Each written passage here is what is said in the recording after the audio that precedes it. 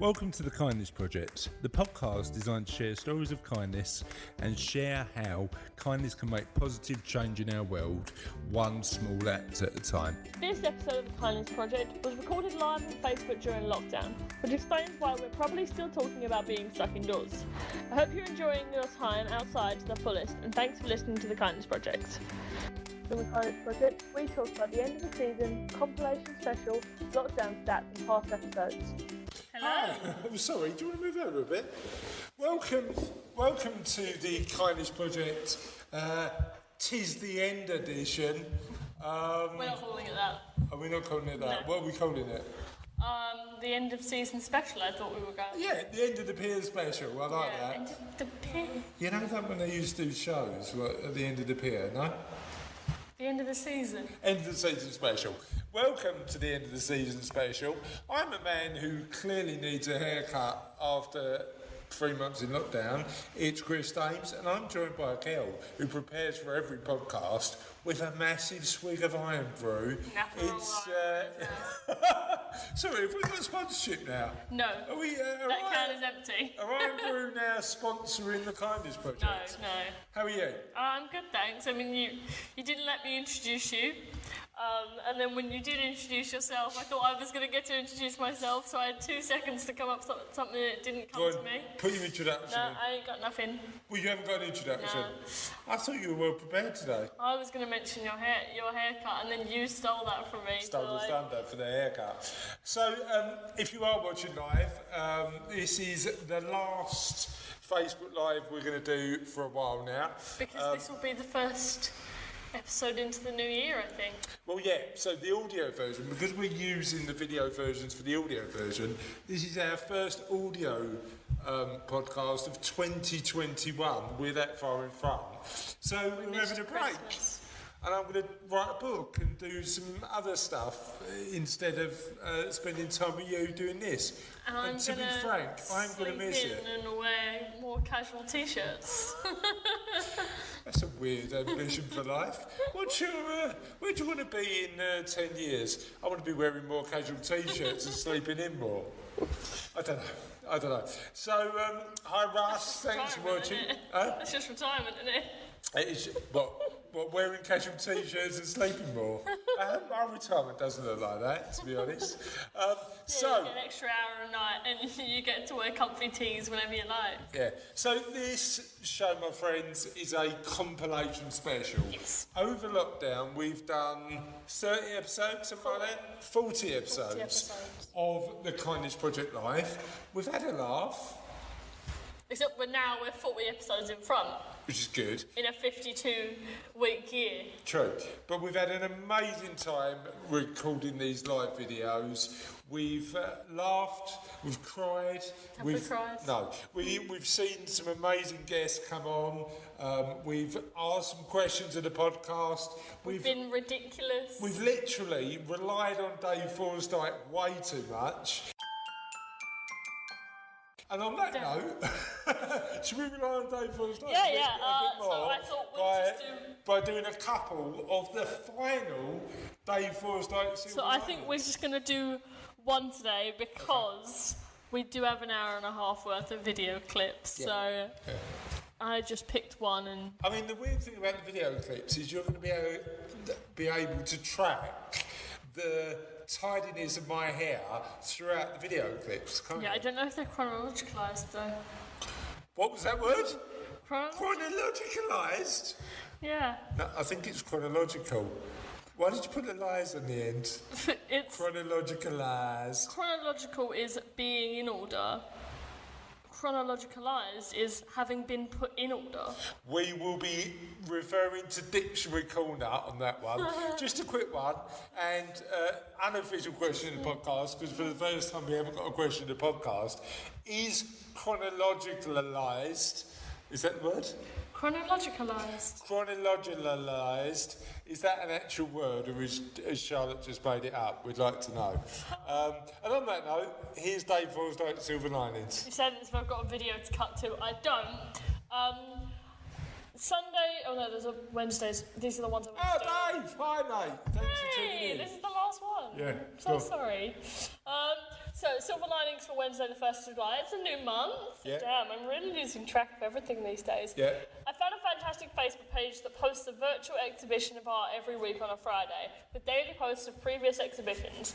Take a look at, and then it's the link, and I'm not going to recite it. And we'll put a link in the show notes as we always do. And it's available on David Forsdyke's Facebook. And when I found Art in Lockdown page, it got me searching for more. The Arts Depot website has been holding an exhibition of art during lockdown. Take a look here, www.artsdepot.co.uk/lockdown art exhibition. You missed the middle one entirely, but David Forsdyke just told me chronologicalised isn't a word. Oh God, it's painful. I've been saying it for 3 years, and it ain't a word. Maybe we can start a trend and get some of our Facebook listeners and viewers and everybody who tunes into the Kindness Project to get involved. And can I, just as it's the last one in our particular series, can I share some stats with you? Yeah. I mean, over the course of lockdown, we've had thousands, tens of thousands of downloads on the audio version, which has been amazing. People are more bored, they need something to do. Well, people must be enjoying it, mustn't they? No comment. But we have, apparently we've gone global, so we've got a few places where we are popular. Guess how many listeners we've got in Japan? Well, considering I can You're looking at the see spreadsheet. list, Yeah, because that's what you want to do on a Wednesday afternoon. Listen to a podcast from a man speaking numbers from a spreadsheet. It's not Love fun, a good is it? spreadsheet, though. So most of our listeners come from the States. We have a lot from the UK. India, we've got 289 listeners who download regularly in India. 2 from Luxembourg. The one I'm most proud of, though, is Malawi, 1 listener, and El Salvador. El Salvador, 1 listener. Thank you to the person listening from El Salvador. Happy 2021. So clearly, El Salvador, lockdown in El Salvador is boring. But the one that surprised me the most is on our sort of global listeners. We had 1 listener from a place called Vanuatu. We've only got 1 listener from Jersey, but like... Well, that's probably the way. Yeah, it's probably like... We probably know our Jersey listener. We don't know our UK and US listeners, but we don't. There's so many of them. But I wonder who listens in Japan. But just so we're clear, thank you for supporting the Kindness Project. Yes. We've loved doing it. We've loved sharing the stories of people doing amazing work in the world. We've loved sharing David's stories virtually every time we do a show. We have loved your positivity, your kindness, your generosity. I've just made up another word. Yeah, it's I'm going to say that people gifting you chickens. That's generosity. So, generosity is generosity a word. We have loved getting involved in our little community, so thank you. We really appreciate you supporting us. We have got quite a lot of the best bits of the Kindness Project during lockdown to share, and what else can I say apart from... I have a timer. You've got the timer? Yeah. Play the tape. I have to turn the mic down. See you on the other side. So I'm going to do our guest intro. I'm joined by a man who's definitely got the finest hair in the kindness community. It's David Jamili. How are you? How are you, David? Yeah, thank you for the compliments. Yeah, but it is a bad hair day. In these times, I don't always make it perfect in the mornings. You know what? You're not alone. I mean, I'm using. My first trip outside of lockdown is definitely going to be to my local Turkish barbers. And I'm going to treat myself to like the works. I'm having the shave, I'm having the flame in the ears, I'm having a proper haircut. I think that hairdressers are going to be absolutely rammed the second lockdown eases a bit. So absolutely right, absolutely right. Morning everybody, and welcome to the Kindness Project. So we start again. I'm joined by a girl who is 1 movie into the Marvel Cinematic Universe. It's Charlotte Dames. And I'm joined by a man who's half a movie away from the end of the Marvel Cinematic Universe. It's Chris Dames. I'm on the end game. I've gone through Black Panther, I've gone through Ant-Man and the Wasp, I've gone through Thor Ragnarok, and I am now in a position where... Okay. Yeah, we've got audio. Sorry, I had to check. It gets desperate when you're running a podcast and you've just got to check for the audio every time, but we're there on that, aren't we? Yeah, well, he's halfway through Endgame, and I've decided to watch them in chronological order based on the contents. Oh my god, it's really... So I've just finished Captain America, the First Avenger. So you're not watching it in order they were made? You're watching it in order of when they were set? Yeah. Endgame will blow your mind then, because it's all about time travel. They visit every single I know, part. I've seen Infinity War. Okay. It was on in the library at school. I am joined by a girl who only communicates now in Spotify. That's a new one on me.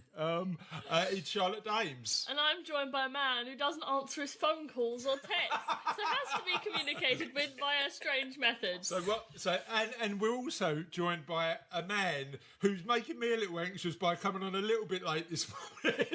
It's Nick. How are you, mate? Yeah, morning, and apologies for the communication breakdown. I wasn't aware of the rules, but I'm good at winging it, so we're all good. Listen, a bit of chaotic fun on a Friday morning is all good, right? So, Nick, I just want to tell you that... It adds to the nervous adrenaline. It takes the same energy to push us forward as to destroy us, so we're all good. Exactly. So, just want to tell you this story. So, I'm in the gym this morning. Okay, I've got a little home gym at the back of the house. And suddenly, we've got a family Spotify, and somebody hijacks my Spotify with the Beatles song "Help." Right? so I'm trying to work out who's hijacked my Spotify, and literally I'm ignoring it and carrying on training and trying to get my sort of exercise workout done. But the more it carries on, the more the song gets repeated. So all I've got is "Help, I need somebody," and then it stops, and then "Help, I need somebody." So I come down the house, right, and say, "Who's mucking about my Spotify?" Charlotte says, "Me. I need your help because I can't get the software working for the live podcast," right? So apparently we don't use emojis anymore. We don't use text. You don't answer your texts. You don't answer your phone calls. How else am I supposed to get in contact with you? Yeah. So. See, I thought we were going to go into the realms of like psychic mediumship. Then I thought like you were receiving messages from the other side. And mate, that would be amazing, wouldn't it? That would be brilliant if we could do that. I want to talk about the fact that I'm loving. Has somebody chopped the arms off your top? I like this stuff. Oh, okay. I've just noticed that. The fact that I'm loving Grayson Perry's art club at the minute. Dave, have you seen that show yet? No, I haven't. Yeah, it's really good. So he's doing this art club from home, and he's just literally encouraging people to start painting and drawing from home. So this was on last week. I watched the first episode on Sunday on Catch Up, and it inspired me to start doing a bit of art. And I haven't done any art, any drawing, any painting, anything since I was at school. So Picture, that was very good. Your picture of psychedelic London. Oh, thank you, mate. I appreciate that. I still think the title needs workshopping. Yeah. Modern. Yeah, well, Charlotte thinks that even though the picture's quite good, the title needs a bit of work, doesn't it? What title would you go for? I don't know, but not that. Just. I thought it was quite appropriate. Yeah. Well, what's interesting after drawing that, and if you haven't seen this poor attempt at art, there it is. If you can see that, if you're listening, I did joke that I was prepared to frame it and send it to somebody for 10p and a bag of Herbs Originals. Which on Twitter started this weird conversation where somebody offered me £10 and a bag of Herbs Originals. How much is a bag of Herbs Originals? About £1. About £1, right. That quickly escalated to a ridiculous amount for my first ever piece of art in 20 odd years, which is £100. But I am not saying like the just so we're clear, the Bag of Worms originals is compulsory, all right? Non-negotiable. Non-negotiable on the Bag of Worms originals. But the good news is we've raised £100 for St Francis Hospice, who we're supporting at the minute. Talk to me about your Google history. My Google history. Well, I was trying to find this page I have in my Google history for jokes for the podcast, and I was just going through, reading them aloud. Pingu funny, fun family friendly jokes, how to divide reoccurring decimals, hilarious jokes. This is your Google search history. From my phone, yes. Okay, go on then. Sea Angel gifts, cast of King Falls AM, Trump News Live. He was being so Trump News Live. stupid. Right, okay. So, unofficial question of the podcast is: what's the strangest thing you've searched for on the internet recently in the last few weeks? Chris, have you been searching for anything unusual on the internet? No, not really. I did search for something a bit strange last night. The central heating wasn't working, and we didn't have a name on the controller, so I just put the number in, and it all came up on YouTube. So that was amazing. You know what? Fixing boilers, all you need to do is Google the make and model of the boiler, and you get a video to potentially fix it. As long as you're not doing anything too technically complex, because clearly you're better off getting an engineer to do that, aren't you? Or just do it yourself, Charlotte. Do What it do you reckon? yourself, have a go. Working properly. Yeah. Turns the boiler on and off. So Yeah. they did. So that was good. Well, apparently, even if it's technically complex, what you recommended, do it yourself. Do it. I'm not Enjoy. advocating that behaviour, just to be clear. And I just want to talk about one thing. Now, we've been running the Kindness Project, Louise, now for about 2.5 years, and thanks for coming back on, because I know you've been on our audio podcast already, haven't you? I have, yes, yeah. So thanks for coming on and joining us. Your audio podcast was one of our most popular ones, actually. So we really appreciate you coming back for the live. But That's quite all right. thank you. But as you know, we do a thing on the Kindness Project called Question of the Podcast, right? And we try and mix the questions up between some really deep philosophical questions and just some stuff that just is every day. And while we expect people to jump on the deep philosophical questions to share their opinions, we actually get more answers on stuff like, who's your favourite Muppet? Well, this And it was- I'm pretty sure that's my question. I got a question about which Muppet would you be? and remind us who's your favourite Muppet? I think I said Beaker, the scientist. I love his crazy hair. Beaker's a good choice. Animal's the right answer, clearly, but let's not even go there. But we asked a question earlier this week that beat the Muppet question for the first time in 2 years. No. And it was about ice cream flavours. Like literally, I asked the question, and we had to continue the answers into the next live show because there was just so many. And also because you posted the question shortly before this episode. That is true. So, Louise, what's your favourite ice cream flavour? Pistachio. Fine choice. Any nutty? I like a nutty choice. But there's this guy on this show, this 100 Humans. If you've got Netflix, give it a watch. Who's got a completely bald head and sideburns, but not sideburns like he's grown them out of his beard. Is it? It's grown from his hair. It's grown from his hair, and it's amazing. Human 54. It is Human 54, Yes.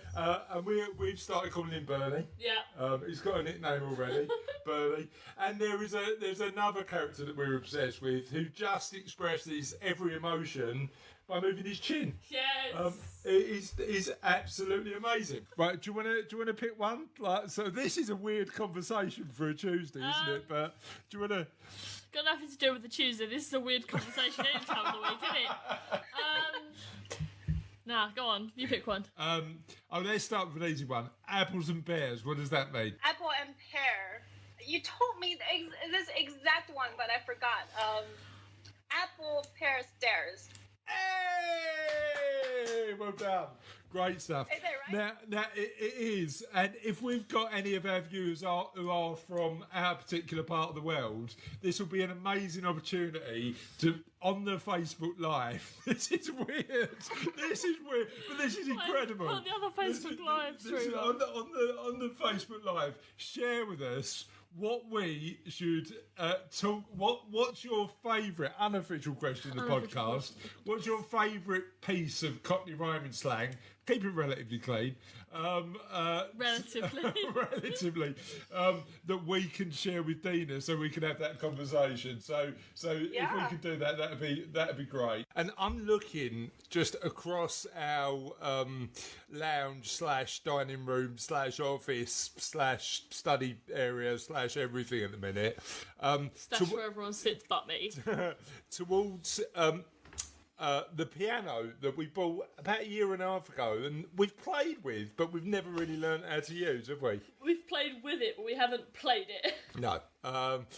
So I might take up the piano. What are you going to do? What hobby and pastime are you going to do? I might see if you're taking up the piano, I might see if I can sit and listen to you play piano and just play my ukulele awkwardly in the background to random notes. It's not even like in time or in tune. Well, maybe the family band that we've been talking about starting, we should start. Sophie's got a clarinet.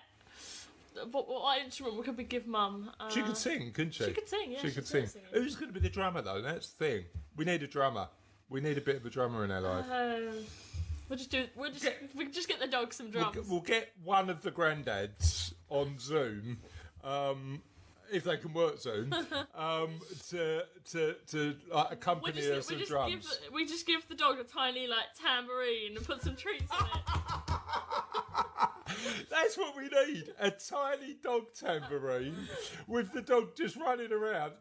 He's barking at the door now, and he can't come in because we're don't let him in. He can't come in because we're podcasting. Particularly if you want to attach that tiny dog tambourine to him now, because that would be probably a bit too much noise. So yeah. And then the other thing, right, is the way that we've been generating topics, and we've got a random word generator that we've found, and it just comes out with quite random stuff. So do you want to give us some from your random word generator? So I'm going to generate 3 words at a time, and they're all nouns. Migration, debate, shatter. Is shatter a noun? It is now. Give us another one. Profession, net, ditch. Ditch your profession in a net. A lot of people doing that while they're in lockdown. Go on. Your profession is ditching people with nets. Oh yeah. Bridge, minority, dead. Okay. Maybe not that one. Twin chapter stadium. Have we generally resorted to just reading out 3 words on the podcast? We're only a week in. Go on, give me another one. Approach, emphasis. What one are you going to emphasise? I emphasised emphasis. All right, okay, go on, one more. Scholar, reliable, right wing. That segment, random words, will not be coming back in any future podcast. We thought it was going to be fun. Clearly not. Give me one more. Let's go with all this time. Effacious, gleaming and kind-hearted. Oh, well, that's a good one to finish on. Same time. Just thinking it over. I mean, me and Nan did spend a good couple of days just chilling on the sofa, watching Criminal Minds, sympathising with the murderers, and drinking tea. So sympathising with psychopaths. That's appropriate for the Kindness Project. We made a joke out of it. Oh, okay, fair enough. So just chilling with your nan, having a cup of tea. Yeah. Faz, what's your favourite memory of a grandparent?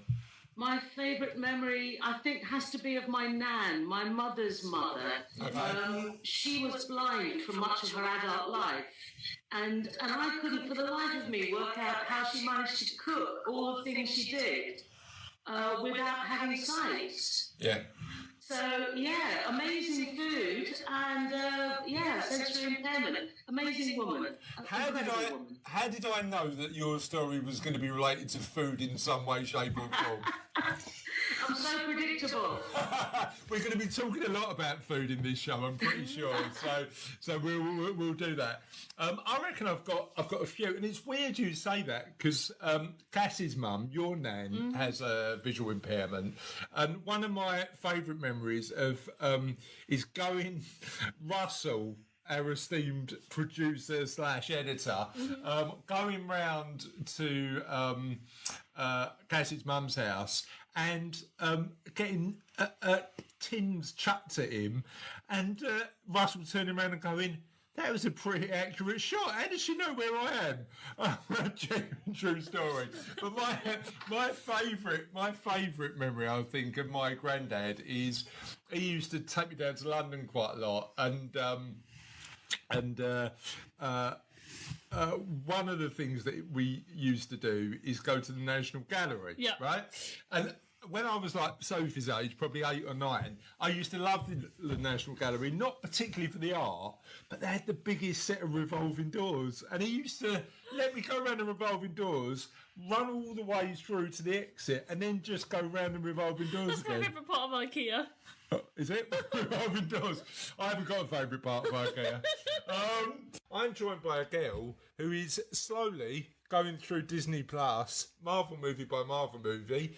It's we're on. It's Charlotte Dames. How are you today? I'm good, and I'm joined by a man who seems to take more Zoom calls than have actual conversations. It's Chris James. I am doing a lot of Zoom at the minute, but we're also joined by a man who will have to go and get changed in a minute because we've worn the same outfit. It's Don. How are you doing, Don? Hi there, guys. How are you? Yeah, really good, thanks, mate. Really good. So, just he can't see that I'm wearing the T-shirt that Don gave. He gave us both the T-shirt, didn't he? And Don is sporting the exact same T-shirt. And to be honest, and rather embarrassingly, pulling it off better than me. I'm quite sad about that. Well, I'm sure he's not pulling off the T-shirt. Is that with situation where you go to a party and somebody's wearing the same dress as you? I know.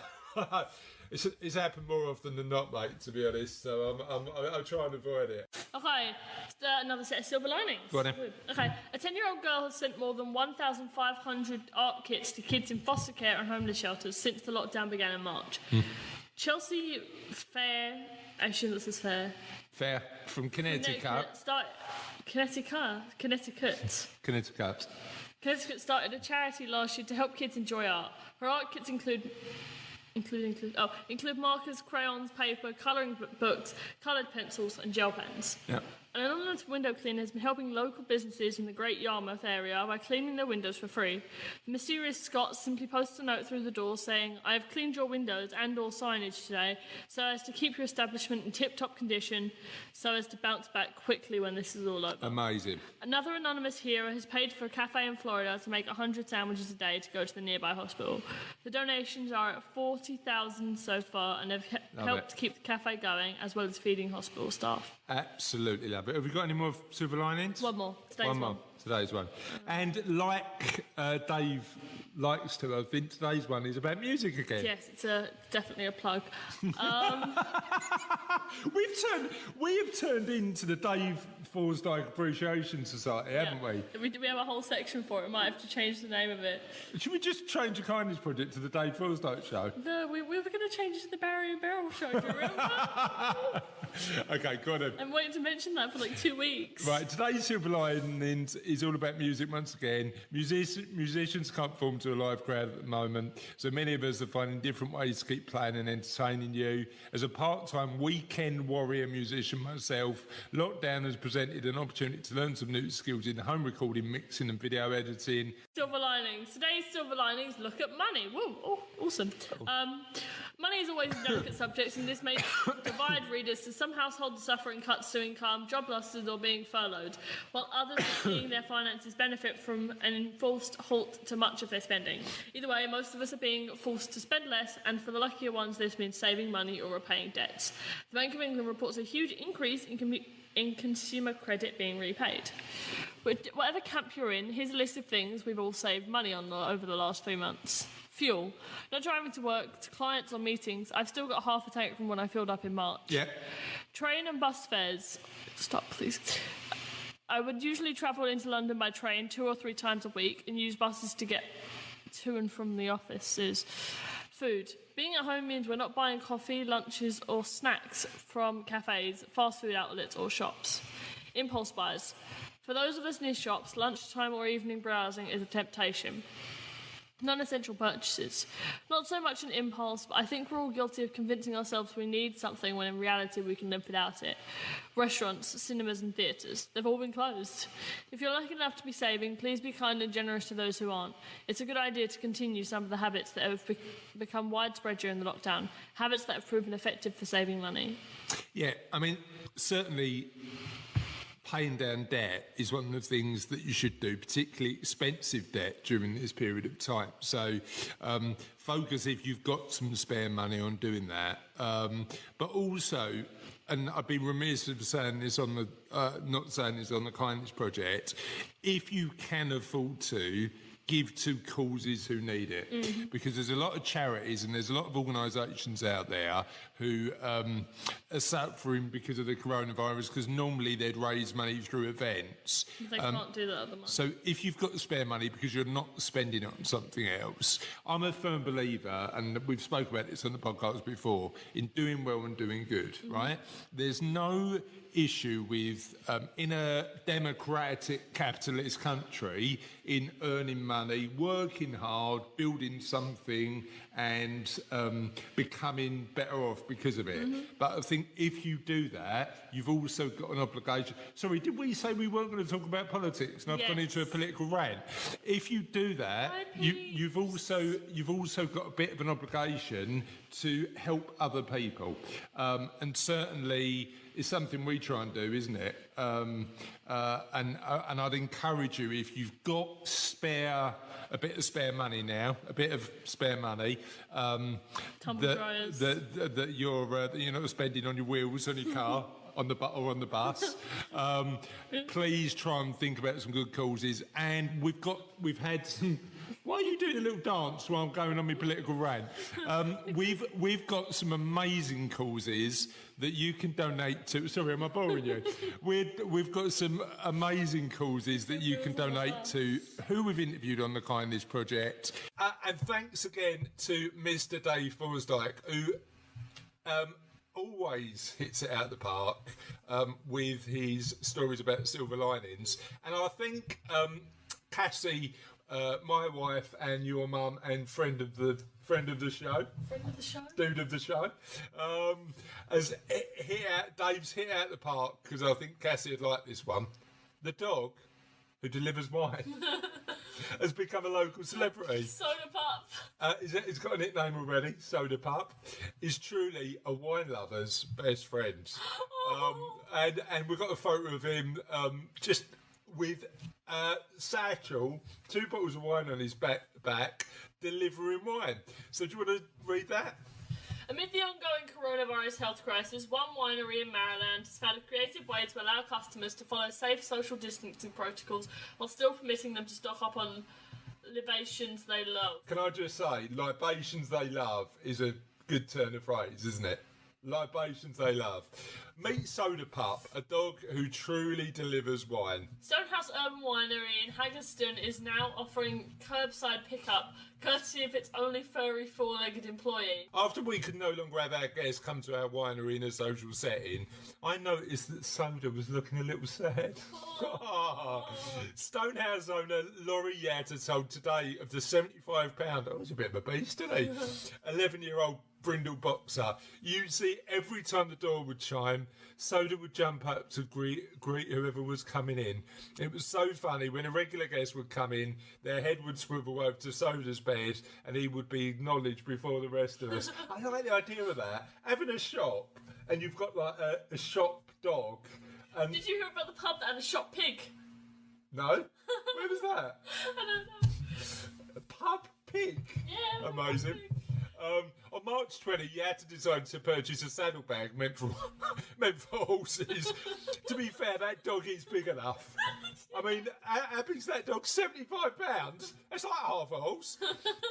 You had to decide to publish a saddlebag meant for horses and then post a note on Facebook to see if you can get some of Soda's old pals to visit. And basically, Soda's job now is to go around people's houses delivering the wine. And that is amazing. What do you reckon we could get Dex to deliver? Kisses. No, that's definitely something you don't want. And what the owner Yata said is she puts a couple of treats in the pack, a bag for the wine, 2 bottles of wine. She opens the door and he walks to the curb and delivers this pack of wine for somebody else to meet him. So, like, sort of following social isolation, good practice, but making sure people are still delivered. That is amazing and work. And get to see this adorable dog.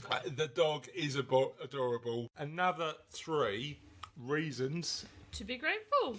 You want to do these? John Bon Jovi, megastar and millionaire, helped out at one of his JBJ Soul Kitchens over the weekend. Rather than holding up at home, which he could easily do, he decided to help those less fortunate. Over 20,000 former NHS professionals, many of them retired, have returned to work to help boost resources in the NHS. These people are incredibly brave and selfless heroes. Yeah, look, I mean, we mentioned it yesterday. We all went out on Friday night and clapped for the NHS. That is a small gesture for the amazing work they're doing. Each and every day supporting us through a time of trouble. So thank you again. Not only the NHS workers who are working now, but the ones who chose to come back to support the profession. That's amazing work. Technology and engineering firms have come together to build a breathing aid? Oh, which will help COVID-19 sufferers. Designed and approved in less than a week, the new CPAP machine is being trialled and could be manufactured in large numbers and reduces the need for ventilators. Yeah, it's, you know what's incredible, especially in times of crisis, it's amazing how innovative humans can be, you know, and how quickly we can get stuff done. So do you want to share what the question of the podcast is? I was going to say this week's question of the podcast, and now I realise we're going to be doing this day's question of the podcast. So today's question of the podcast is, what are you grateful for? Yeah, what are you grateful for? That's it. I am grateful for family. Yep. I am grateful that the sun's shining. Yep. I'm grateful for this really good coffee. Yep. What are you grateful for? I am grateful for having you guys. Yeah. I am grateful for having a warm bed. Yeah. And having... Oh, hello. And I'm not grateful for the dog, because he's making too much noise at the minute, but... I'm grateful for having that massive chunk of books down the end of the house. Yeah, our little library. Which I now know includes the Odyssey, which I will be cracking into. Yeah. The question of the podcast is, what's been your funniest lockdown experience? Because we can all sort of, it's a particularly tough time for all of us, but in our house it's created weird segments of humour, normally in just bizarre conversations we have normally, but we've just been having more of them. Yeah. So what has been your funniest, most amusing lockdown experience? Where can people get in touch with us? Okay, so if you're currently watching this, I'm going to stick to my self-made format. Here we go. If you're currently watching this, you're on our Facebook. Woo! Thanks, guys. Means a lot. So if you're not currently watching this, our Facebook can be found by just searching the Kindness Project podcast in the Facebook search bar. Yeah. So at Twitter, we are at Ola Kindness. How often do we post on Twitter? After I was Riles, he's the boss of Twitter. So we have a website, and it's www.thekindnessproject.co.uk. You can listen to any of the 130 different podcasts we've done over the past 2 years. So let me share what the question of the podcast is for this particular show, so we can get some answers on that. We've got a bit more time now. We're in lockdown. Yep. So what hobby or pastime are you going to do a bit more while you're in lockdown that you wouldn't have had the chance to do in real life? Is it still real life? Is it still real life? Is this the real life? Is this just fun? Okay. So what hobby and pastime are you going to anymore? But we were a bit late with the question of the podcast this morning, so we only posted it this morning. So if you can get involved, that'd be amazing. Yes, please. Hello, Trev. Thanks for watching, mate.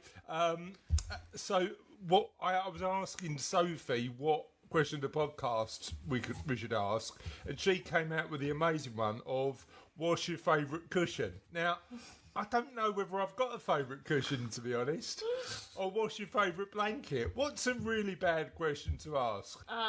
What day is it?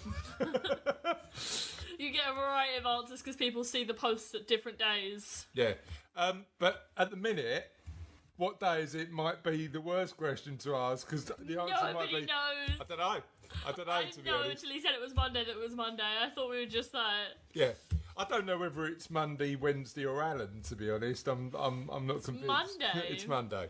Now, Andy, what I want to do, and thanks for coming on, we really appreciate it, mate.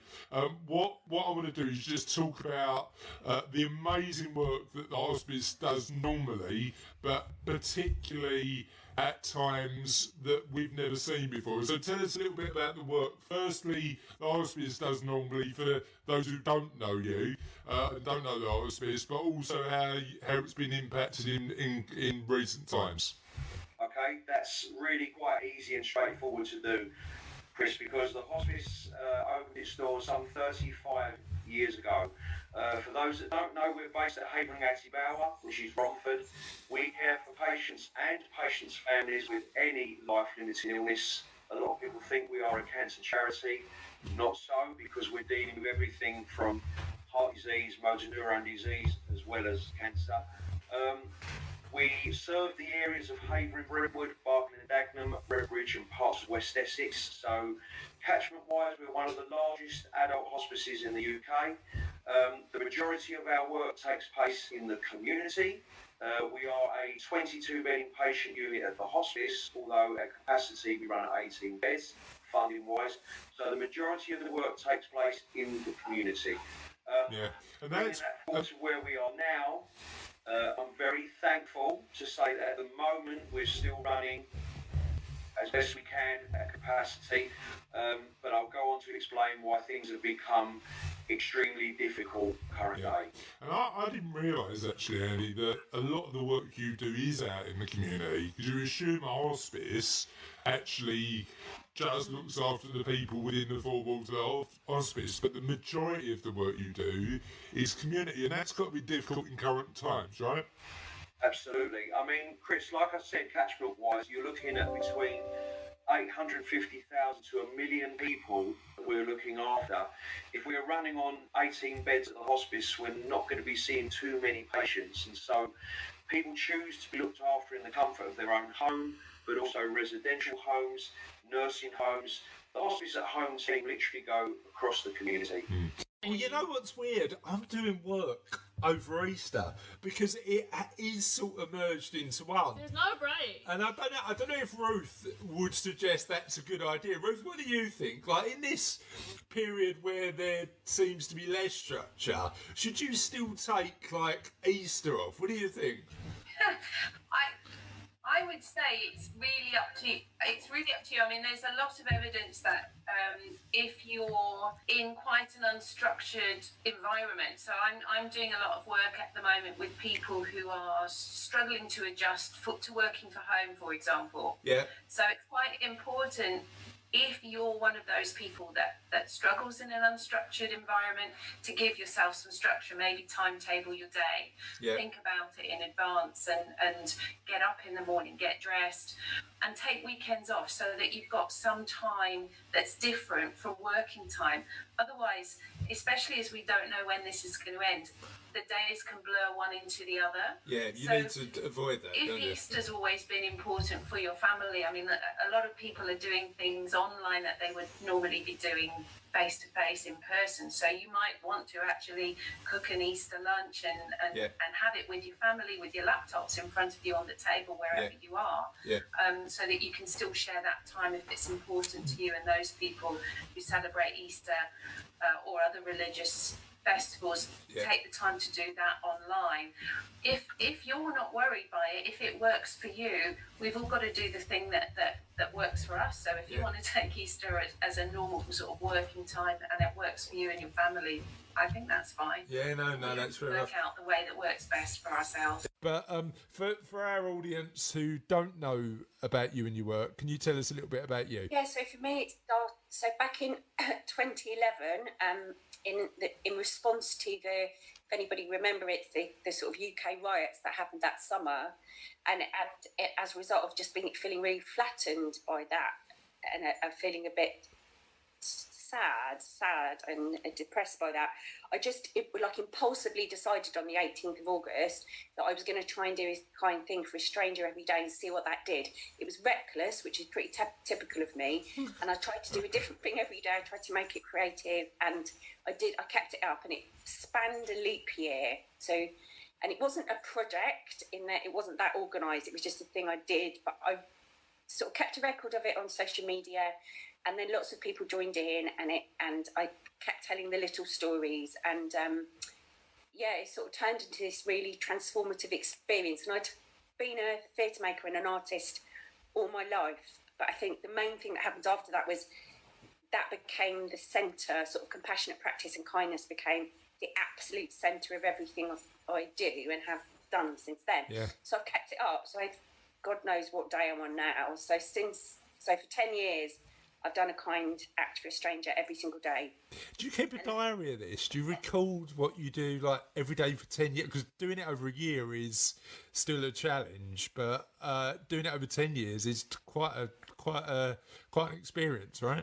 Yeah, well, I say, I don't mean this to sound glibly, but it's a little bit like yoga or playing the ukulele or anything, in that the daily practice is best because then you get really good at it. Yeah. I don't mean that.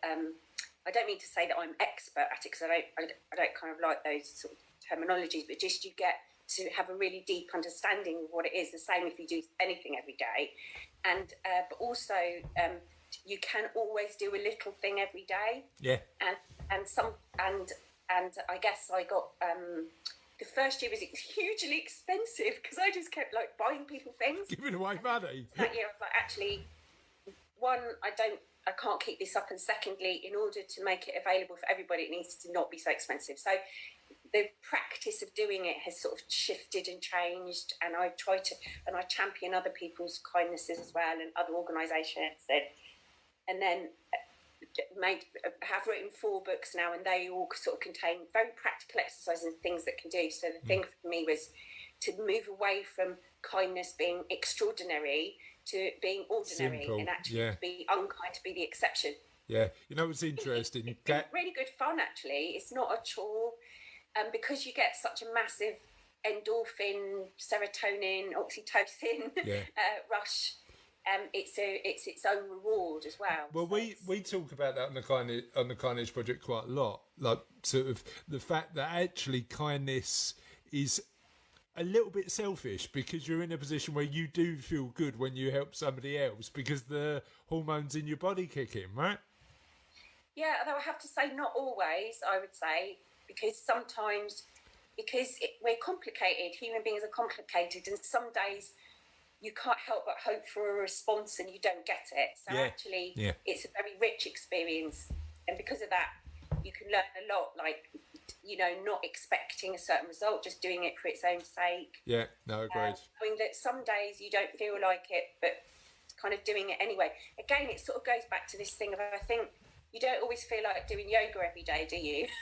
But you do it and then it's good. So I think it does make you feel good, but sometimes it doesn't, and there's always something to learn from that as well. Yeah.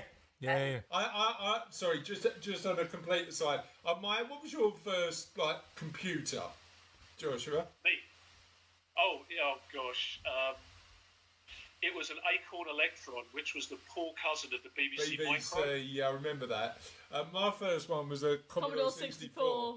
I'm so jealous. That was amazing, and yeah, I was trying to explain to Charlotte the other day that when I wanted to play a game, I had to go into the shop, go and buy a tape, come back, wait for half hour for it to load, and then play the actual game. And she was just looking at me like I was from another planet. You still have to do that on the PlayStation sometimes. You don't have to leave the house. You just have to go into the store and it's all online. Yeah, exactly. But you still have to wait half an hour to 2 hours. For the download. For the download. Okay. So talk to me about Action Man then. Yeah, so this Action Man, he had this really cool thing, which was eagle eyes. Basically, there was a little tab in the back of his head, and you'd pull the tab left, and his eyes would go right, and you'd pull the tab right, and his eyes would go left, and you'd take him out into the garden, and you'd build up mound moles, and you'd kill the Russians. I know that's very politically incorrect, but the Cold War was still on then. And what I discovered was there's a guy who wrote a book on the vagal nerve, which is sort of a major nerve in the nervous system. And I'll show you what to do. But if you do this, it actually creates a kind of a reset in your nervous system, and it makes you relax. Okay. It's very, very simple. And I called it Relaction Man. You know, Relaction Man. I like the phrase. So what do you need to do? Sorry, say again. So what do you do to become Relaction Man? Relaction Man, yes.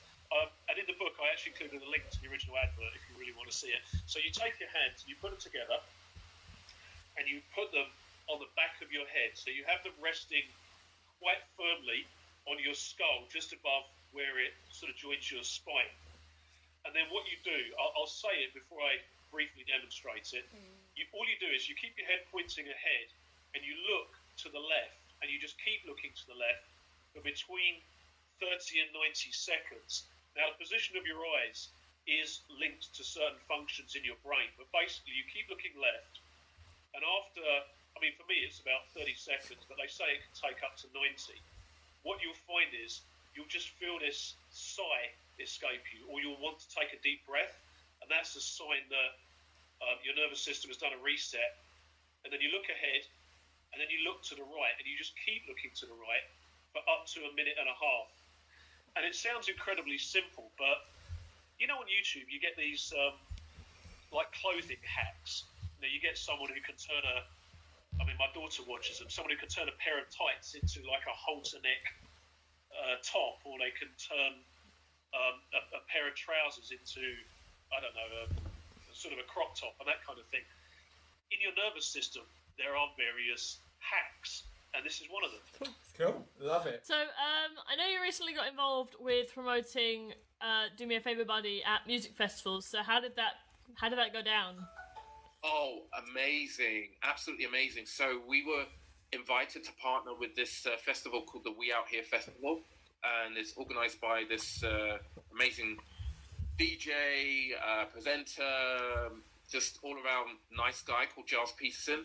And he wanted to create a music festival that was kind of like world music, jazz, modern jazz, but he wanted to have a very social element to it. So it's very family friendly, for one. It also is really friendly towards causes and charities and things like this. So we partnered with him, and what we managed to do is actually find volunteers that were going to help businesses such as Sleep Pod, who build shelters for refugees and homeless people.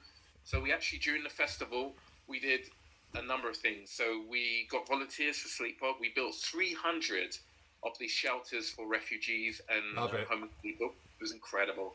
And then we also shot a mini documentary on kindness, where we were collecting stories from people, and we're also matching people there at the festival to do acts of kindness. So, you know, I need help building a tent, or can somebody get me something from the shop? We found somebody a place to live, and also we just kept really busy, just going around promoting kindness, and we got some really good feedback.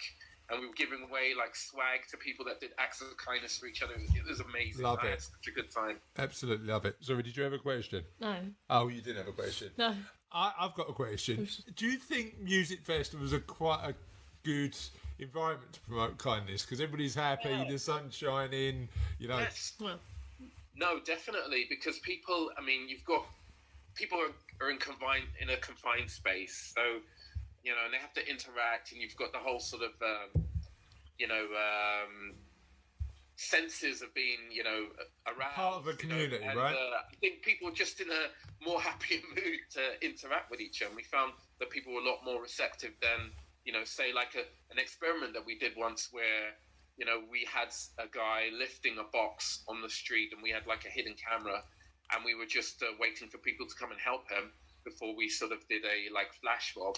But we found that like, I think there we had like 9 people out of 12 actually helped this person, but just randomly asking people on the street for acts of kindness, it can be a bit tricky. It depends on the way that you approach people. But at festivals, you see people a lot more receptive to kind of thing. I want to get on to talking to David, and our first question is, tell us about you. I never know what to say when people ask me that question.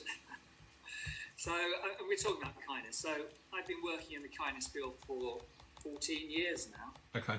And things have changed very, very dramatically. And you've just mentioned some fantastic examples, like the mutual aid movements at the moment. And you've also mentioned about the man and the lovely pillow, and you've mentioned about care for the environment. And lots of these things are really exciting, you know, brand new things. And they all, to me, fall under the umbrella of kindness. And it's been very exciting for me to hear in the recent weeks, even though this at times feel excited, but to hear ministers using the word kindness in many of their broadcasts and many of their communications. I don't think, I mean, it's interesting. I don't think I've ever heard a Chancellor of the Exchequer talk about kindness before. And actually, he won himself a lot of fans who might not agree with his particular political opinion by making this situation a bit more human. Would you agree? Absolutely. Yeah. I think it suddenly, a button has sort of flicked on in terms of government of the world, in sort of the big picture, that there needs to be a human connection as opposed to a wall between how the controlling governments of the world and us people are related to and involved with. Yeah. And this is really new, because I remember going to some conferences maybe 8 or 9 years ago in Sweden, where there were lots of government ministers and workers from around the world, and they were talking about global problems, and I was talking about kindness, and everybody thought it was a little bit weird that I was allowed to be involved in something like that. But by the end of the conference, they were using the word kindness. Yeah. And the second somebody spins out a word, whatever it is, negative or positive, out into the great energetic field of action, things start happening around it. So it's fantastic that ministers are now embracing positive values as part of their vocabulary, in particular kindness. 100%. I always don't want to get too morbid on a Friday morning, but I always think about death quite a lot. You know, memento mori. So it's like, what do I want to be remembered for? Do you know what I mean? Do I remember that one day you shall die and make the most of it? Yeah, it's true. And it's that like driver where you go, you know what? Yeah, and weirdly, when I've shown, and you know what, I had my mum passed away last year, so I lost my mum a year ago Was it yesterday or the day before? Day before, I think. So we had a nice cup of tea and a cream cake, and I thought, I'm going to write a just 100-word piece. And I was literally crying my eyes out, writing down how I felt about it. And I went to Charlotte, and I said, look, I want to show you this. And she said to me, I'm going to start crying now. She said to me, whatever you write, it's good enough. And that made me cry even more. So it was like, but you know what? But you know what? It's interesting because I think it took in my 20s. I'm the same age as you. I'm 42. But in my 20s and 30s, I don't think I would have been comfortable enough with myself to actually do that. Do you reckon maturity comes into it? Do you reckon it, like when you're a bit older, it takes a while to get to that point? Yeah, I think age definitely comes into the mix. I think that there's in two ways really. I think firstly you've got more experience, life experience, so therefore you can make a more rounded call on most things. Yeah. Based on your experiences or experiences of others. The second part, which is more the kind of the bloody-minded element of this, is the fact that you're more prepared to put yourself out there because that sensitivity is decreased. Even with myself being highly sensitive, that was decreased a little or enough to start to kind of put myself out there. So I think you do get that. The older you get, the more prepared you to stand by your own decisions. Mainly because it's your conditioning. Your conditioning has kept you that way. And that's the reason why it's important to start to question our conditioning too. So I believe that everything in our lives should be open to questioning. Yeah. We should be able to stand up to our own pulling and poking apart of what we do and the decisions we make and the people we're with, and we should choose to have things and people in our lives as opposed to just assume that's always going to be that way. And the interesting thing is, as well, is as you know, I run a financial planning business. But I'm not defined by my job. Do you know what I mean? My job is just one aspect of my life that thankfully people want to pay me for, but it doesn't define me as an individual. And it's weird when we started this like journey through exploring what kindness meant.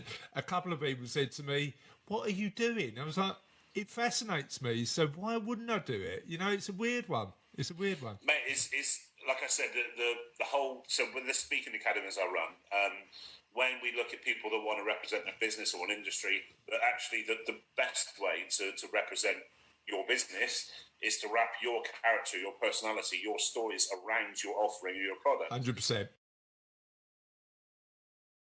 Amazing. And it's called Postcards of Kindness, isn't it? It is, yeah. Postcards of Kindness, the group. Tell us about, as opposed to the book or the album or the film or the actual postcards.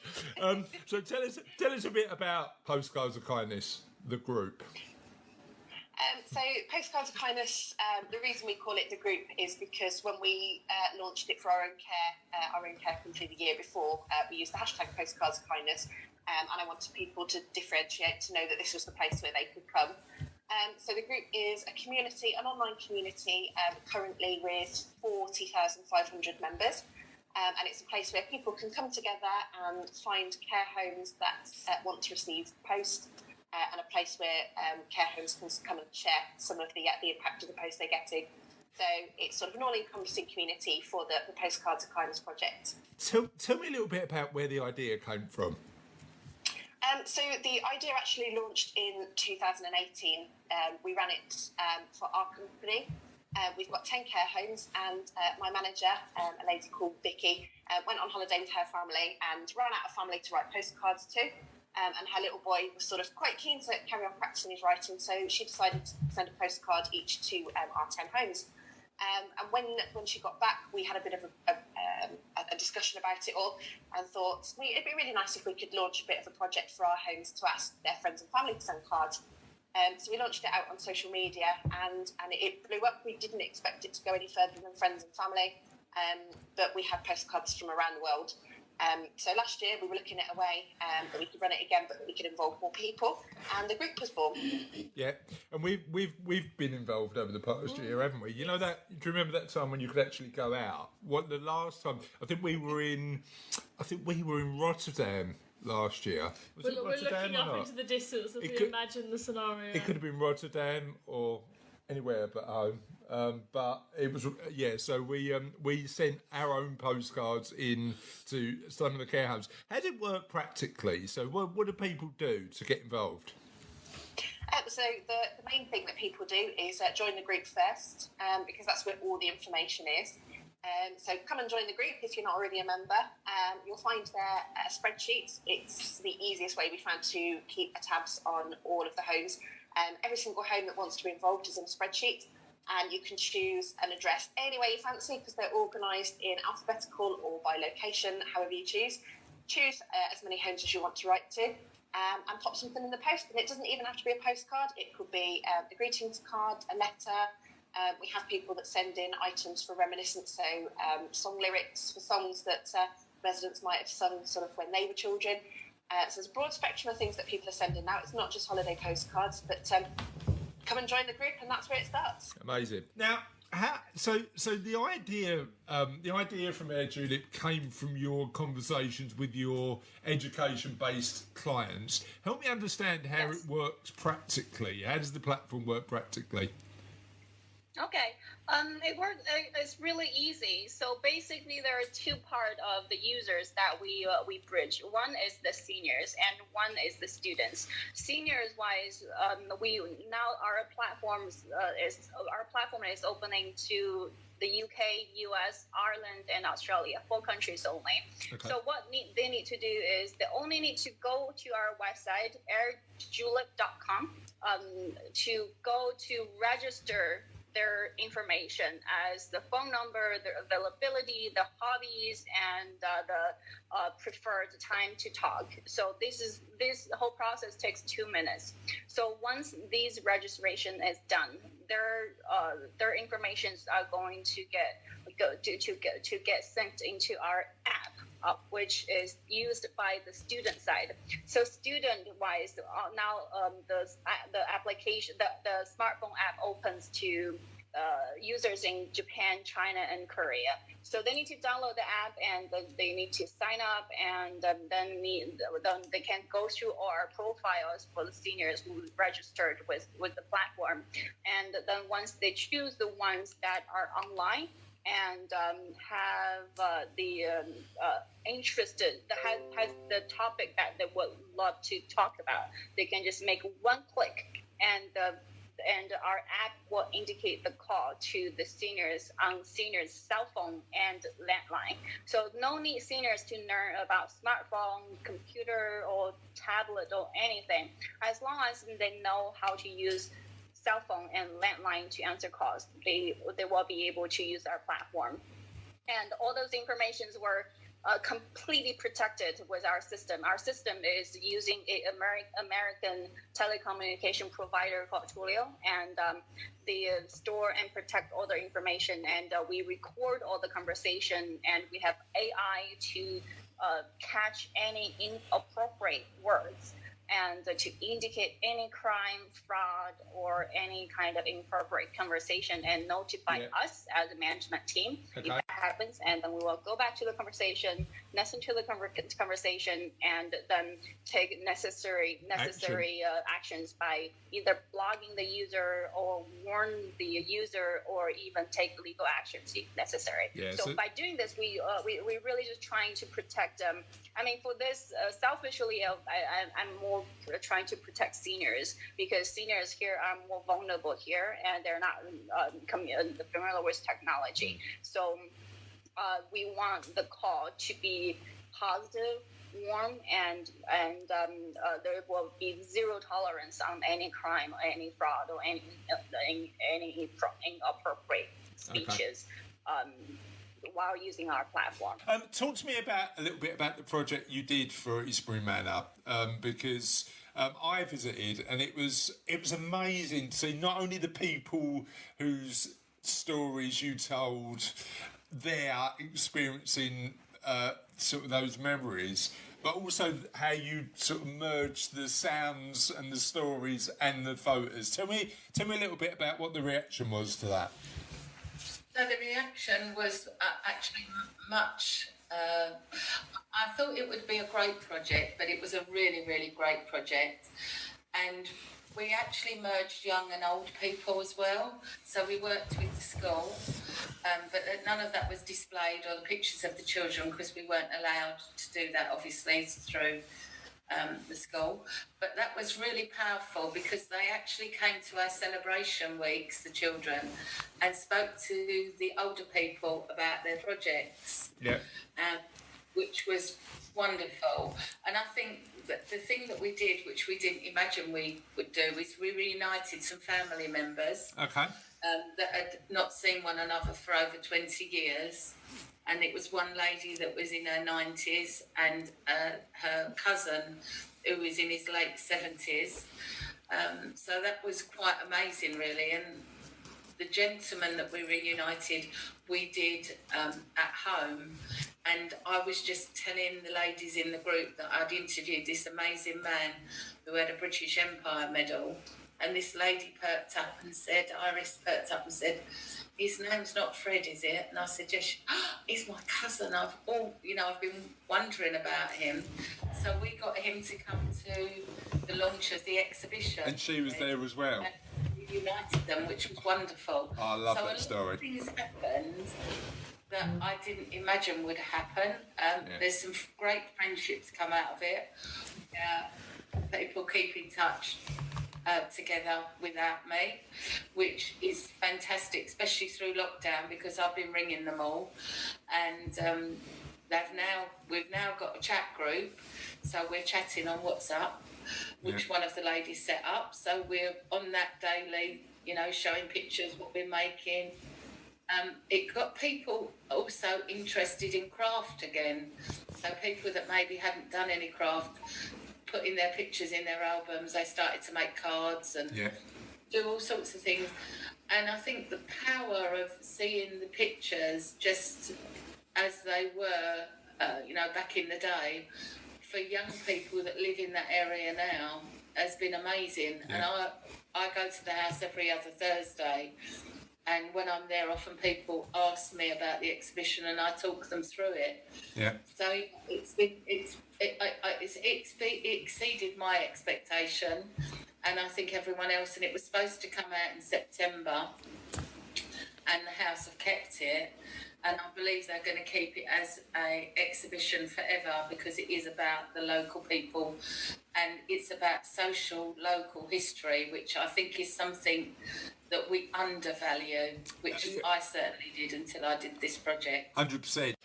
What's been you've been doing this for a few weeks now. What's been your favourite silver lining story so far? Oh, my favourite. Well, I could be really selfish and talk about the video that I produced with one of my bands, but I'll be honest, my favourite is a silver lining story about a dog called Soda Pup, who delivers wine. Yeah, we read that one. We read that one out, actually, and we really enjoyed that story. Yeah, we did. So absolutely love that. the challenge we had, Dave, is we're now trying to work out how to train our dog to do that. And I think we've got a bit of an uphill struggle. Yeah, true. So that's great. And tell us about you and your band, so that we can understand a bit more about what you've been doing. Well, obviously we can't get out and do any gigs at the moment. So there's two bands that I work with, and we've been recording together at home and posting some videos on YouTube and Facebook, just of a couple of songs. There's another one on the way, which hopefully will be finished by the weekend. Mm. How do you... It's like we're all playing together live, but we're not. It's all kind of pre-recorded to a click track, and then somebody edits it all together. God, I was going to ask that. How do you make it all sync in time? Because it must be... the editor's job must be the toughest one. Who ends up editing it? Well, the music is all mixed by a guitarist, a guy called Matt, and then the video is put together by the keyboard player Simon. Okay, cool. And I act in oversight, so I get the kind of final word on whether it's any good or not. As a guru, that's his right. What's your favourite? What's been your favourite as a musician? What's been your favourite musical silver lining? I would say there's a choir in Bristol called the Riff Raff Choir, and they put together a video of an a cappella version of Bon Jovi's "Living on a Prayer." Not Bon which I Jovi's thought was best. fantastic because it's everybody filming their pieces from home. And then putting it all together. It's so good. Well, now we've had a Riff Raff Choir. We'll put a link. First, we'll put a link on the show notes. But we have had a bit of a contentious opinion because, under her breath, Charlotte just went, "Yeah, not one of Bon Jovi's best." So share with our audience and everybody what is Bon Jovi's best. I quite like "Have a Nice Day." It's a good song. Part of what you do is making sure you include people on the ground to deliver what you deliver. Absolutely. We've always done that. We've never worked in isolation. We've never called ourselves an NGO. We don't parachute in a solution. It doesn't work. I don't have a huge deal of regard for that approach. I think that if local people are involved in identifying needs, involved in working through how best to implement potential solutions, and then involved in delivering and rolling out the actions that affect that change, that sense of ownership in the local community is heightened. We all own the project. The issues affect all of us. We're all a part of that solution. And I think that ownership actually buys in so much more goodwill. And it also builds into the project a strength that says it can carry on from one year to the next. There is no politicising in anything that we do. We don't work with ministers. We don't work with these policies. The closest thing we have a policy to the work that we do is a safeguarding policy, and one that actually involves moving through the mountains safely, having regard and respect for the local community and the local culture. Amazing. Now, you've sent us some videos. Now, just a word of warning. We've tested this. The videos work, Charlotte, don't they? They work. And we're going to show your videos now. So whilst we do that, I want you to just tell us a little bit about what's going on in these videos while I move my head out the way, because I think it goes over the video. So I'm just going to move over this way. Yeah. Well, I can't see the video, Chris, so I'm relying on your description of what you're seeing. The videos are some packages. So this is like a little game, isn't it? Some packages and people wrapping up blankets by the looks of it. So tell us what's going on. Basically, that video, we actually got a cargo helicopter to deliver between snowstorms 100 heavy-duty blankets that were purchased in Kathmandu. They landed in a place called Senboche, and they were carried on people's backs to the guest house in Kyangjuma. And there the blankets were sorted and individually wrapped because they were going to be carried on people's backs to each of the locations that we support. Yeah. So they were then going to be carried en masse on people's backs because there are no roads. Yeah. To Tame, Tamo, Kiaro, to places like Podse, Kumjung, Kunde, and Upper and Lower Pangboche. So all of those areas in the Khumbu Valley and in the valleys across from the Khumbu, these blankets would have been carried on people's backs to physically deliver them to the different locations, up and down mountains, to altitudes of between 12 and 14,000 feet. And we also saw a video of some people out in the in the mountains in the snow. Is that the weather now? Is that the weather currently? That's the weather currently. The temperature in Namche Bazaar last night was minus 11. They had a flurry of snow yesterday and the day before. So absolutely, it is current. They've had snow on and off for months now. And like I say, it's very unseasonal. We put it down to global warming because right now it should be spring and it should be planting potato time. Amazing. So they're all working in the snow, blizzard conditions, and temperatures sometimes of up to minus 17 at night time. So, tell us about the trip you made. Was it last year? Was it last year? Last year, yeah. Tell us a little bit about that. But distant memory now. Last Christmas it was. I set off on the 20th of December last year to deliver Christmas presents to all the children's hospices in the UK.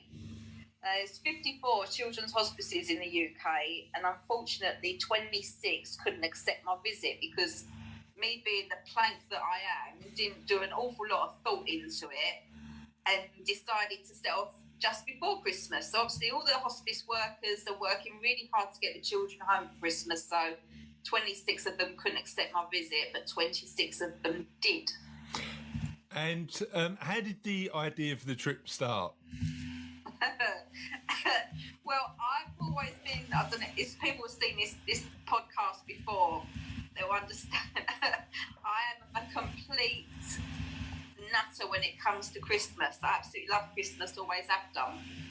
And the Christmas before, Christmas 2018, I was sitting there with my daughter Amy, and I said, oh, how great Christmas is, and the magic of Christmas. I said, wouldn't it be great to be Santa? And she was, well, you can be Santa. And I thought she was a complete loon. I thought, how can you be Santa? Is there some academy that I don't know of that I could apply for?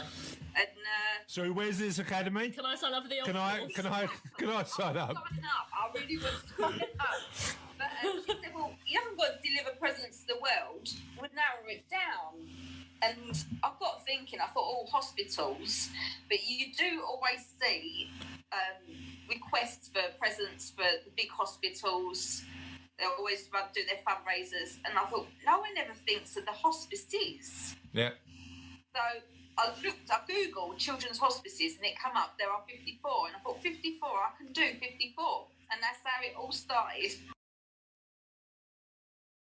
Before we start talking about how you can help people, tell us a little bit about you. Right, so I was thinking we might do a practice, Chris, but should we do that at the end, do you reckon? When would you like to do it, mate? It's entirely your choice. I'm kind of feeling now, if you and Charlotte are happy to go with that. All good? Yeah, let's do it.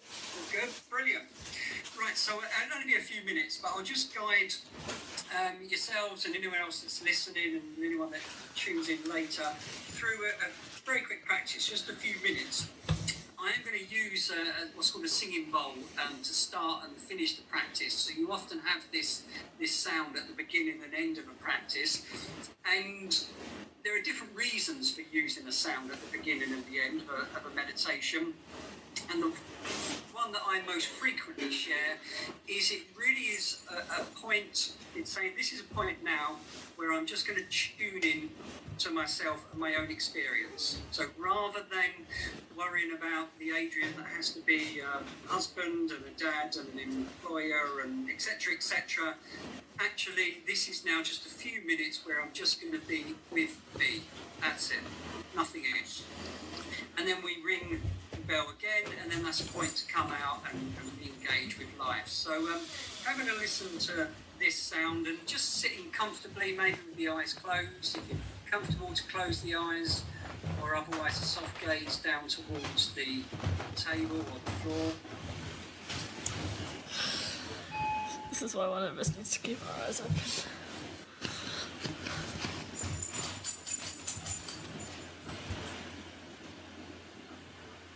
Okay, so taking a moment to check in with your body. Mindfulness is often linked to the mind and mental health and what have you. But actually most practices, we really tune into the body rather than the mind. So noticing if any parts of the body are holding on to any tension or tightness and letting those go. And taking one or two slightly deeper, fuller breaths.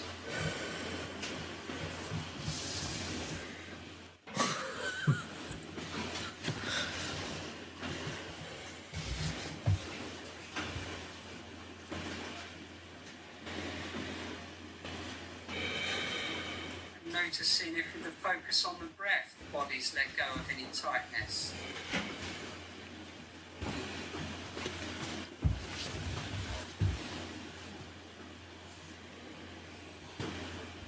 During the periods of silence, the mind will want to create a little commentary or have a little chatter, perhaps jump into the past or the future. So we give the mind something to focus on, something to become aware of. So just taking a moment to notice the feet and the contact between the feet and the floor.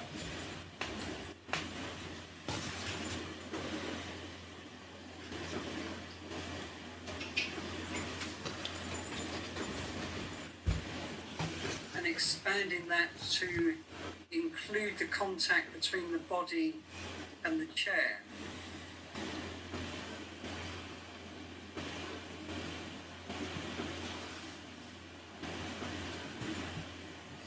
And really having a sense of being grounded here.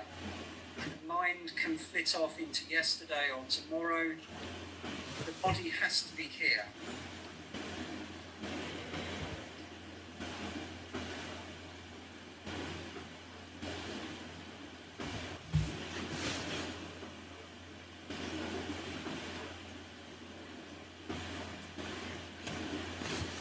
Moving the awareness up the body into the trunk of the body, noticing the stomach or the chest, perhaps noticing how the body is very gradually moving, each in-breath and each out-breath.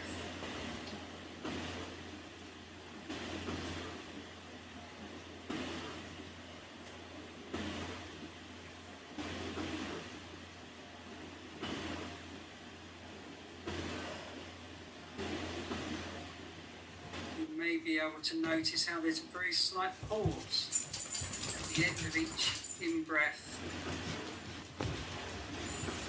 and at the end of each out-breath.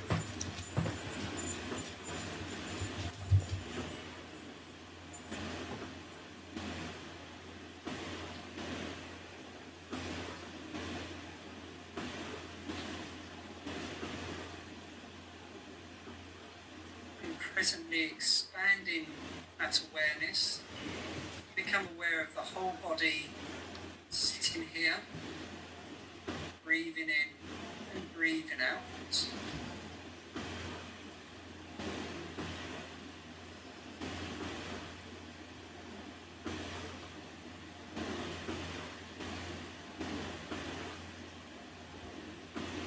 And noticing the edges of the body, noticing the space around the body.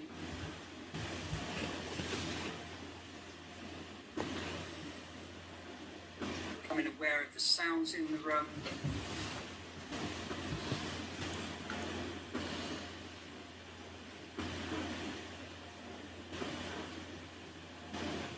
And listening to this sound, and this sound being an invitation to move from this internal focus to an external one.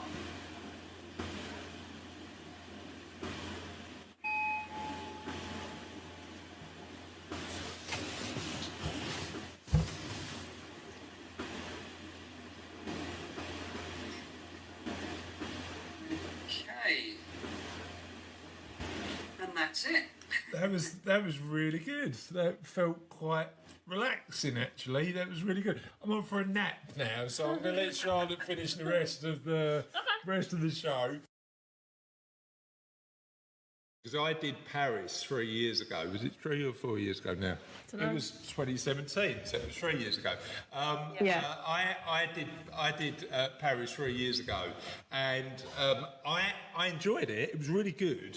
But part of the thing about Paris, it's a beautiful city, but it is full of Parisians, and Parisians are a bit more sophisticated, but Not too keen on the marathon. Not too keen on the marathon. And there was some nice polite clapping from sort of bistros and bars on the side. But I was expecting a London environment. And it was just a different experience. Amazing. And running down the river and up to Notre Dame and running up to the Eiffel Tower. I did almost. I've told this story on the podcast before, but there was a guy who wasn't too keen on the marathon, who was trying to cross the road, and they've got you know what it's like. They've got like sort of places where people can cross, and this guy was crossing really slow. They'd stopped any more people, and they'd started the runners again. So I'd started and I had to dodge this guy as he started waving his baguette. So I came back from the marathon, and my first client, I had a client meeting in town, so headed into town to see this client. This client said, "How was the marathon?" I said, "Really good, really enjoyed it. Had a little cry at the end, but really good experience. But I did get attacked by a man with a baguette." And he went, "You couldn't make that any more French, could you? Did he have like a stripy jumper and like onions?" No, just the baguette. But I loved it. But I'm expecting London to be just completely different. Have you done any more since? I haven't. No. You know, I did it. I had such a great day, and I know that people usually finish, and they're either straight away like, "I want to do that again," or they're like me, like, "I've done it." So I've notched it up, and because it sort of all went well for me, I didn't feel like I wanted to go back. And also I think because it is, it is a massive commitment, and it's a family thing. I was like, I don't want to do that right now. I wouldn't say never, but London is something else. And so have you done London? No. So you're going to be doing it in October? Hopefully. I'm keeping my fingers crossed that October's going to be going on. Do it since Paris. London will be the one. But then, it's extraordinary, and ever since I ran it, I've been compelled to go back and cheer everyone on because of the support on the streets. It's absolutely. I can't really describe it. There's so many different elements. I've got so many really vivid memories of different aspects, whether it's drummers, whether it's just people shouting out your name. Of course, you have your name on your T-shirt. And there's this very clever sort of drafting system. When you get a bit tired, you sort of go towards the pavements, like the edge a bit, to let the faster runners through. And of course, that's when people supporting can see you, and they start shouting your name, and the lift you get from that is incredible. And you find yourself sort of drafting back out into the middle, and off you go again. Yeah. Charlotte's got a question. Yes. She keeps on poking me in the leg, by the way. You can't see this, but clearly I know when I'm talking too much because I get a little poke in the leg. Look, shut up, Chris. No more. Come on. Good, Charlotte. That's great. What does the research say about the most effective methods to be a bit kinder to yourself? Yeah, so we would look at this as like self-kindness under the umbrella of self-compassion and see them really tied together.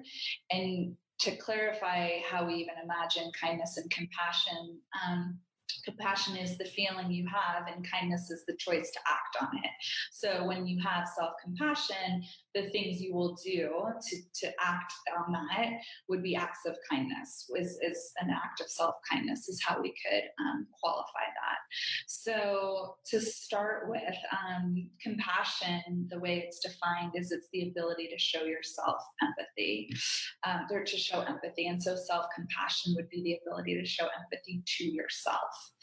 And a lot of the work around self-compassion shows that when you take time for yourself, when you're willing to invest into giving yourself a break or a breather, giving yourself the tools you need to improve your own well-being, focusing on nourishing yourself, whatever that may look like, all of that will actually allow you to show up more strongly and better for the people around you, may that be family or colleagues. So by prioritizing self-compassion and going back to what you were saying at the beginning around selfishness, arguably you're choosing yourself in those times, perhaps, right? Like you might be neglecting something to go be kind to yourself, but it will actually allow you to hopefully be even stronger for the people around you. Yeah. And I believe it's Brene Brown who talks a lot around the idea that the most compassionate people have the most boundaries, because they're able to know how to fill themselves, what they have to do to be kind to themselves in order to continue to extend kindness towards others. Question in the podcast you'd like to ask? The biscuit one. Go on and do the biscuit. What is the world's best biscuit? Because we had loads of controversy. But like a proper biscuit, like that you would get in London.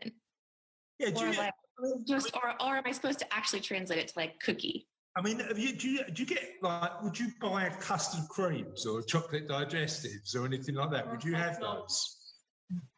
I mean, so yes, when in London, but I'm very curious what the best is, because I would like to start to like bring this into my, I'd like to taste test this. So if you give me a list of what you think are the top 5, I will taste them all and I will come back with a definitive answer. That is a second interview already arranged, right? What we're going to do is I will post you some biscuits, Melissa, and the next time we do one of these interviews, we'll do a little process. I've got a great palate. Listen, we'll do a share. Oh, you send me some cookies, and then we can decide which is which. I mean, that sounds ideal. Yeah, I love it. Turn the mic on. So that was all of the best bits of the Kindness Project over the past few months. Hope you've really enjoyed the show. 'Tis the end for now. I mean, if you're listening to the audio version, it won't be the end because we'll be around next week.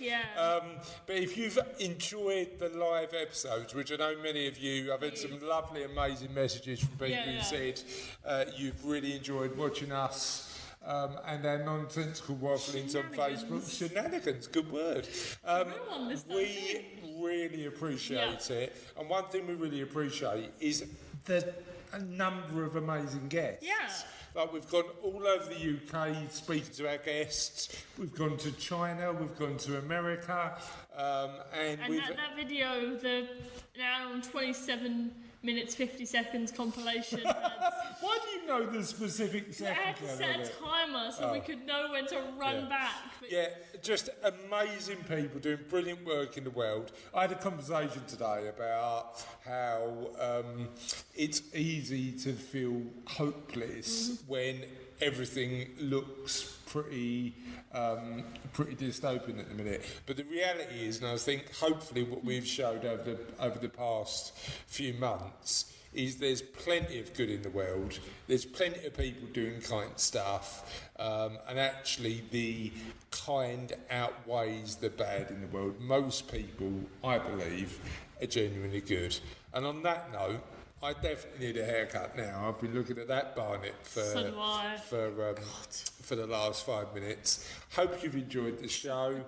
Have a lovely return to normality, whatever that is for you. Or if you're listening, Happy New Year. If you're listening, happy 2021. And we'll see you next week.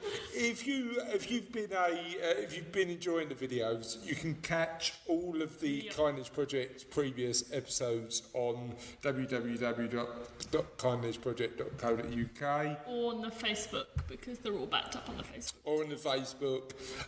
So feel free to check those out. Thanks again for all your support, and we'll see you not particularly soon, but we'll see you again on the Kindness Project. See you next time.